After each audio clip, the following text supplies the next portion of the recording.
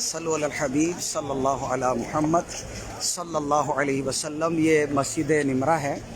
رسول پاک صلی اللہ علیہ وآلہ وسلم نے جب آپ وادی منی سے عرفات تشریف لائے تھے، ابھی عرفات کی حدود میں داخل نہیں ہوئے تھے، تو بالکل متصل ایک وادی عرانہ ہے۔ تھوڑی دیر کے لیے آقا علیہ السلام نے وہاں قیام فرمایا تھا۔ اس کے بعد نبی وہاں قیام کیا، وہاں پر آپ کا قبا مبارک لگا تھا، اور پھر تھوڑی دیر کے بعد رسول پاک صلی اللہ علیہ وسلم ساتھ ہی میدان عرفات میں تشریف لے آئے تھے، اور پھر یہاں پر آپ کا قبا مبارک لگا، اور نبی پاک صلی اللہ علیہ وسلم نے حجۃ الوداع کے موقع پر یہاں پر خطبہ ارشاد فرمایا۔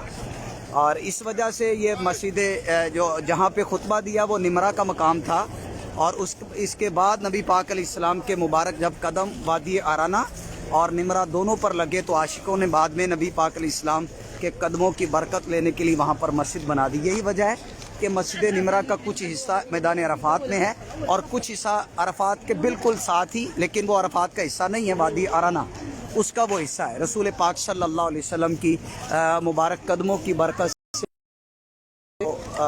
برکات یہاں پر لی گئی۔ سرکار علی وقار صلی اللہ علیہ وسلم